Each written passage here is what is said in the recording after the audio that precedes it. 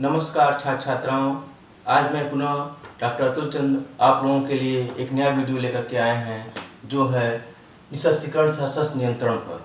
पहले लेक्चर में मैंने बताया था आपको कि निःशस्त्रीकरण और शस्त्र नियंत्रण की परिभाषा क्या है और इसके प्रकार कितने हैं, कितने प्रकार का निःशस्त्रीकरण होता है। आज मैं बताऊंगा कि यह आवश्यक क्यों है और ये कब से इसके प्रयास शुरू किए गए। इस संदर्भ में ये जो यह क्लास है, यह MA political science second semester के पेपर 3 का है। साथ ही साथ MA BA BSc 4th semester military science के छात्र छात्राओं के लिए उपयोगी है। साथ ही यह उन सभी छात्र छात्राओं के लिए उपयोगी है जिनके सिलेबस में निःशस्त्रीकरण तथा शस्त्र नियंत्रण शामिल है। मैं आज बताना चाहूँगा कि निःशस्त्रीकरण तथा शस्त्र नियंत्रण क्यों आवश्यक है। तो जो पहला इसके बारे में कहा जाता है कि यह निःशस्त्रीकरण जो है वह जन कल्याण के लिए आवश्यक है। क्यों आवश्यक है जन कल्याण के लिए? क्योंकि जो वर्तमान स्थिति है, वर्तमान समय है, वो शस्त्रों के होड़ में राष्ट्र, विश्व के राष्ट्र शामिल हैं।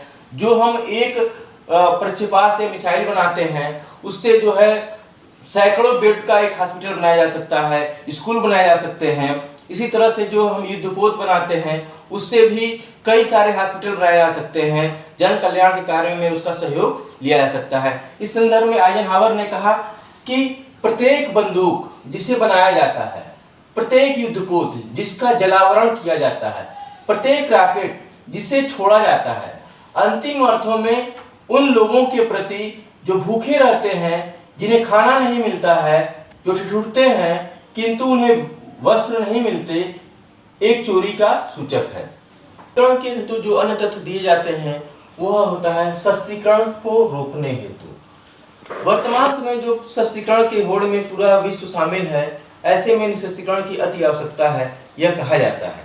इसके बारे में क्योंकि जब जब शस्त्रीकरण का होड़, शस्त्रों की होड़ हुई है, तब तब विश्व में तनाव व्याप्त हुआ है और तब तब युद्ध का बिगुल बजा है। इसलिए आवश्यक है कि शस्त्रीकरण को रोका जाए और निःशस्त्रीकरण किया जाए। तीसरा जो कहा जाता है वह है युद्ध की संभावना को कम करने हेतु। तो अभी मैंने बताया है कि जब जब शस्त्रीकरण की होड़, शस्त्रों की होड़ शुरू हुई है, तब तब युद्ध की संभावना बढ़ती गई है। जैसे कि प्रथम विश्व युद्ध का ही उदाहरण लें तो जब जैसे ही जो है जर्मनी ने अपना शस्त्रीकरण करना शुरू किया, तो जैसे ही वो शक्तिशाली हुआ, उसने युद्ध की घोषणा कर दी। यह स्पष्ट हो रहा है कि निःशस्त्रीकरण आवश्यक है विश्व शांति के लिए। चौथा जो कहा जाता है कि निःशस्त्रीकरण आर्थिक तनाव को कम करता है। आज के वर्तमान दौर में जबकि पूरा विश्व शस्त्रीकरण की ओर जा रहा है और बहुत सारे राष्ट्रों ने, विश्व के राष्ट्रों ने, जैसे अमेरिका, रूस इत्यादि राष्ट्रों ने अपना प्रमुख निर्यात का केंद्र ही हथियारों को बना रखा है और इस कारण से वह एक तरह का तनाव विश्व में व्याप्त होता जा रहा है। अमेरिका से अगर कोई राष्ट्र खरीदता है शस्त्र तो वो चाहता है कि रूस से ना खरीदे, रूस से यदि कोई राष्ट्र शस्त्र खरीदता है तो वह चाहता है कि अमेरिका से ना खरीदे। इस तरह से एक तरह से आर्थिक तनाव विश्व में उत्पन्न हो रहा है और इसको रोकने के लिए निःशस्त्रीकरण की अति आवश्यकता है। इसी तरह से जो कहा जाता है कि निःशस्त्रीकरण आर्थिक विकास में सहायक है। निःशस्त्रीकरण जो है आर्थिक विकास में सहायक है क्योंकि अगर शस्त्रों की होड़ में कोई राष्ट्र पड़ जाता है कि जो उसका समुचित विकास होना चाहिए, जो उस राष्ट्र का, वो विकास से वंचित हो जाता है क्योंकि अधिकांश धन जो है हथियार खरीदने में चला जाता है, जिससे कि उसका विकास का पथ रुक जाता है। इसलिए यह कहा जाता है कि निःशस्त्रीकरण अति आवश्यक है, जिससे कि आर्थिक विकास को बढ़ावा मिले। इसी तरह से कहा जाता है कि अंतर्राष्ट्रीय तनाव को कम करने में सहायक है।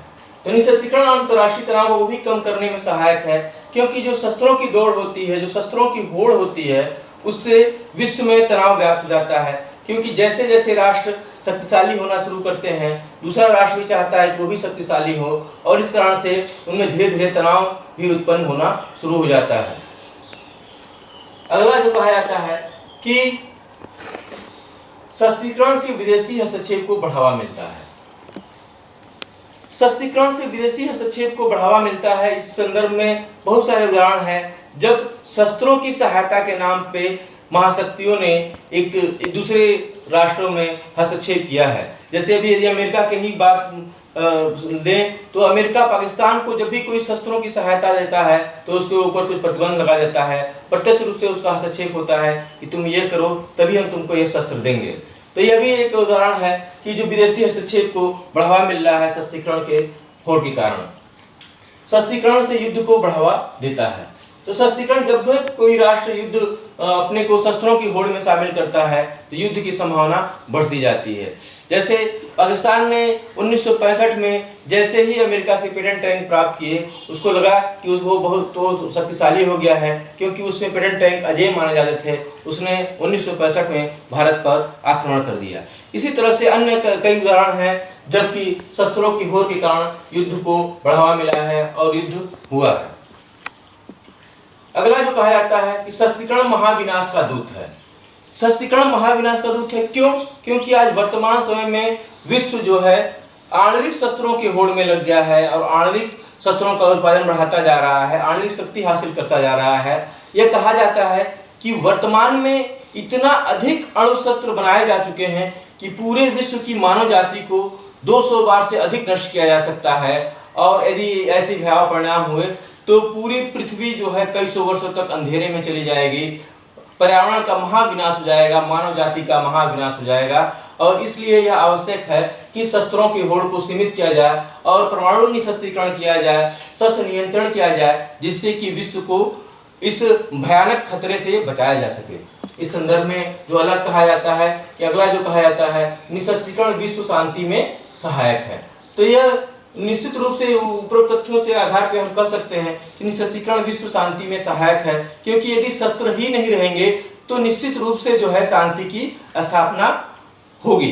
लेकिन यह भी कहा जाता है कि बिना शक्ति के जो है शांति स्थापित नहीं हो पाती है, इसलिए एक सीमित मात्रा में शस्त्रों की आवश्यकता भी है जो जिससे कि शांति की स्थापना हो सके। अब इसके आगे हम बात करेंगे कि निशस्त्रीकरण के प्रयास कब कब हुए। निशस्त्रीकरण के प्रयास कब कब हुए, इसको हम दो भागों में बांट सकते हैं।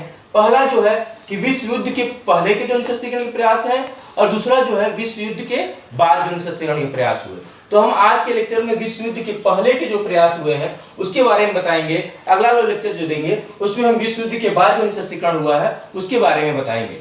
तो आज के बारे में बताएंगे कि सबसे पहले निशस्त्रीकरण का प्रयास का जो हमें उदाहरण प्राप्त होता है वो होता है वेस्टफालिक संधि, जो 1648 के बीच में हुई थी, 1648 में हुई थी। इसको निशस्त्रीकरण का प्रथम प्रयास कहा जाता है। वेस्टफालिक संधि को निशस्त्रीकरण का प्रथम प्रयास कहा जाता है, जो एक उदाहरण के रूप में हमें प्राप्त होता है। दूसरा जो होता है कि रस-बेगोट समझौता, जो 1817 में हुआ। यह समझौता अमेरिका और कनाडा के मध्य में हुआ था, अमेरिका और कनाडा के मध्य में हुआ, जिसमें यह कहा गया कि अमेरिका और कनाडा की जो सीमाएं हैं उसको निशस्त्र कर दिया जाए, वहां पे जो है कोई शस्त्र न रहे। यह भी जो है उदाहरण माना जाता है कि निशस्त्रीकरण का जो पुराना उदाहरण है उसको माना जाता है। अगला जो उदाहरण माना जाता है वो है सेंट पीटर्सबर्ग संधि। सेंट पीटर्सबर्ग संधि जो हुई जिसमें डमडम गोलियों पर रोक लगाई गई।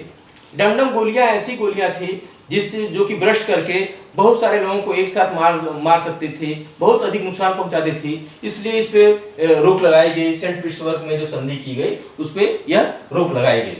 अगला जो प्रयास हुए वो हो रहा है 1899 में प्रथम हेग सम्मेलन हुआ।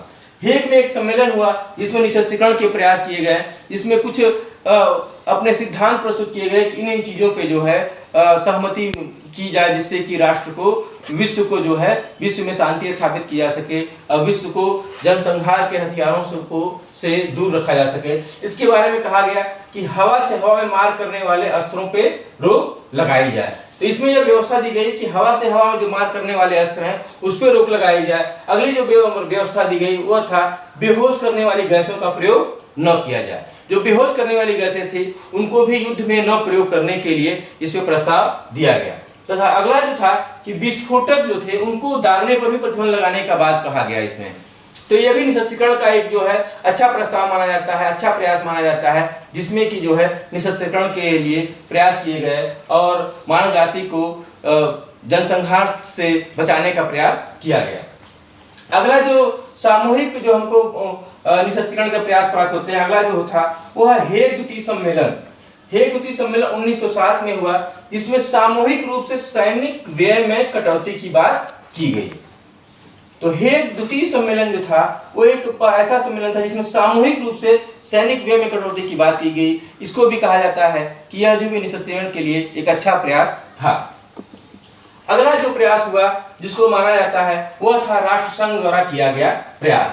जब विश्व युद्ध समाप्त हुआ तो राष्ट्रसंघ के समय में जो प्रयास हुए उसमें उसको भी माना जाता है कि निःशस्त्रीकरण की दिशा में एक अच्छा प्रयास किए जा रहे हैं। इसमें यह कहा गया कि जो लीग की सदस्यता ग्रहण करेगा, लीग की सदस्यता ग्रहण करने के लिए उसमें शस्त्र नियंत्रण की अनिवार्य शर्त लागू की गई। लीग की जो है जो भी लीग की सदस्यता लेगा उसको जो है इस संधि को मानने के लिए शस्त्र नियंत्रण का पालन करना पड़ेगा। तो 1919 में वर्साय संधि जिन राष्ट्रों ने स्वीकार की थी उन राष्ट्रों ने राष्ट्रसंघ की सदस्यता प्राप्त किया और उन्होंने सैनिक शक्ति में कमी लाने के लिए व्यवहारिक प्रयास किया। इसमें यह भी कहा गया कि अनिवार्य रूप से विजेता राष्ट्रों ने जो हारे हुए राष्ट्र ने उनका अनिवार्य रूप से निःशस्त्रीकरण कर दिया। तो यह भी एक कारण रहा कि पूर्ण रूप से राष्ट्रसंघ का जो किया प्रयास था वो सफल नहीं सिद्ध हो सका। अगला जो प्रस्ताव हुआ, अगला जो प्रयास हुए उसको कहा जाता है जिनेवा प्रोटोकॉल। जिनेवा प्रोटोकॉल जो है 1925 जून 1925 में हुआ। इसमें कहा गया कि मध्यस्थता द्वारा सुरक्षा और सुरक्षा से निःशस्त्रीकरण का प्रयास, अर्थात पहले मध्यस्थता की जाएगी जिससे कि सुरक्षा स्थापित हो और सुरक्षा से जो है हम कोशिश करेंगे कि निःशस्त्रीकरण हो। तो लेकिन यह प्रयास भी असफल रहा और जिनेवा प्रोटोकॉल भी पूर्ण रूप से लगभग असफल ही माना जाता है निःशस्त्रीकरण की दिशा में। अगला जो प्रयास था वह था सज्जीकरण आयोग। सज्जीकरण आयोग 1930 में बनाया गया, जिसमें उन्होंने अपना एक कार्य योजना पेश की थी सज्जीकरण आयोग ने, जिसमें कहा गया कुछ प्रस्ताव शामिल किए गए। जो प्रमुख प्रस्ताव है उसकी मैं संक्षेप में बताना चाहूंगा कि रासायनिक जीवाणु फैलाने वाले युद्धों पर रोक। उसने यह प्रस्ताव दिया कि जिसमें भी रासायनिक पदार्थ हैं या जीवाणु फैलाने वाले हैं यानी रासायनिक युद्ध या जैविक युद्ध पे उसमें रोक लगाने का प्रयास इसमें किया गया। दूसरा जो था अस्थायी निःशस्त्रीकरण आयोग का गठन किया गया, मतलब एक ऐसा निःशस्त्रीकरण बनाया जाए जिसमें अस्थायी रूप से जो है निःशस्त्रीकरण के लिए प्रयास कर सके, ऐसा कोई संगठन बनाया जाए। अगला जो प्रस्ताव था सज्जीकरण आयोग का वो था स्थल युद्ध की सामग्री का परिसीमन, अर्थात जो स्थल युद्ध की जो स्थल युद्ध में सामग्री प्रयोग की जा रही थी उसको उस पर रोक लगाई जाए, उसका एक निश्चित मात्रा में उसका प्रयोग किया जाए। अगला जो प्रस्ताव था वो था हवाई अस्त्रों को अस्त्र शक्ति के आधार पर परिसीमित किया जाए। अस्त्र शक्ति के आधार पर परिसीमित, अर्थात जो हवाई अस्त्र हैं, हवा में मार करने वाले अस्त्र हैं, उनको जो है अस्त्र शक्ति के मापक के रूप में बनाया जाए कि इससे अधिक जो है उनका जो है प्रयोग नहीं होना चाहिए। इस तरह से उसमें प्रयास किए गए, लेकिन यह प्रयास भी सफल साबित नहीं हुए। अगला जो प्रयास हुआ जिनेवा सम्मेलन जिसको कहा जाता है, जिनेवा सम्मेलन का भी बहुत महत्व है, जिसमें कोशिश किया गया कि निःशस्त्रीकरण विश्व में निःशस्त्रीकरण के प्रयासों में एक अलग स्थान प्राप्त है, जिसके बारे में जो 13 फरवरी 1932 को जिनेवा सम्मेलन निःशस्त्रीकरण की दिशा में व्यवस्थित प्रयास था किंतु असफल रहा।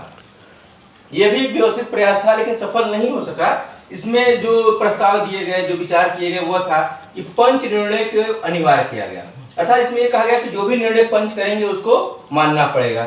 अगला जो कहा गया वो था आक्रमणकारी को सजा, मतलब जो भी राष्ट्र आक्रमणकारी है, जो आक्रमण करने का प्रयास किया है उसको सजा दी जाए। अगला जो था कि मध्यस्थता के माध्यम से विवादों का हल किया जाए, मतलब कि जो भी विवाद हैं उनके अंदर कुछ लोग मध्यस्थता करें और उनको वो आगे उसको बढ़ने न दे, युद्ध के रूप में न परिणत करने दे, यह एक प्रस्ताव किया गया। अगला जो था वह था राष्ट्रसंघ की दंडात्मक सेना का निर्माण, अर्थात राष्ट्रसंघ के अंतर्गत एक ऐसी सेना हो जो आक्रमणकारी राष्ट्र है उसको दंडित करने का प्रयास करे। तो इसी के आधार पर संयुक्त राष्ट्र संघ की स्थापना हुई थी और जो है संयुक्त राष्ट्र संघ की जो शांति सेना है उसके जो है पूर्व में इसी तरह का प्रस्ताव किया गया था, जिसको कहा जाता है कि जिनेवा सम्मेलन से ही में भी जो है इस तरह का एक सेना का निर्माण करने का प्रयास किया गया था। अगला था जर्मनी ने शस्त्रास्त्रों में समान कटौती का प्रस्ताव किया और राष्ट्रों ने इसका विरोध किया।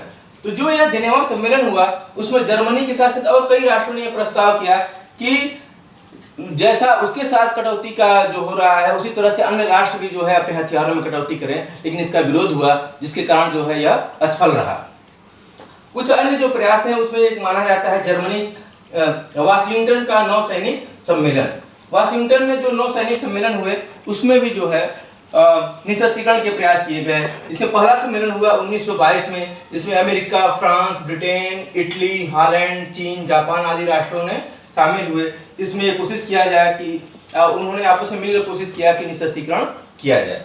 अगला जो प्रयास हुए वो द्वितीय जो सम्मेलन वाशिंगटन नौसैनिक सम्मेलन हुआ 1936 में, जिसमें सभी महाशक्तियों ने भाग लिया। जापान ने ब्रिटेन और अमेरिका के बराबर नौसेना रखने की मांग की, तो इसमें भी उसी तरह से वह परस्पर विरोधी मांगे आने लगी। जापान ने कहा कि हमें भी ऐसा मौका दिया जाए कि मैं भी जो है ब्रिटेन और अमेरिका के बराबर अपनी नौसेना को बढ़ाऊं, अपनी नौशक्ति को बढ़ाऊं। और इसी तरह से जो दूसरे राष्ट्र थे उन्होंने भी कहा कि हमारे भी शक्ति जो है दूसरे राष्ट्रों के बराबर होनी चाहिए। इस कारण से यह सम्मेलन भी असफल रहा। तो इस तरह से हम कह सकते हैं कि विश्व युद्ध के पूर्व जो द्वितीय विश्व युद्ध के पूर्व के जो सम्मेलन थे, जो निशस्त्रीकरण के प्रयास थे, उसके बारे में हमने यहाँ पे चर्चा की। अगला जो मैं अपना लेक्चर दूंगा कि वो विश्व युद्ध के बाद जो है निशस्त्रीकरण के जो प्रयास हुए हैं उस पर मैं चर्चा करूंगा। उसके बारे में बताऊंगा कि कौन कौन से प्रयास हुए और कितने रूप से कौन कौन सफल हुए। तो इन्हीं के साथ मैं अपनी वाणी को विराम देता हूं। धन्यवाद। और मैं आशा करता हूं कि आप इससे जो है लाभान्वित होंगे, नोट्स बनाएंगे, पढ़ेंगे और लॉकडाउन के दौर में जो ई लर्निंग का प्रोग्राम चल रहा है उसको आप सफल बनाएंगे। धन्यवाद। फोटो लेना।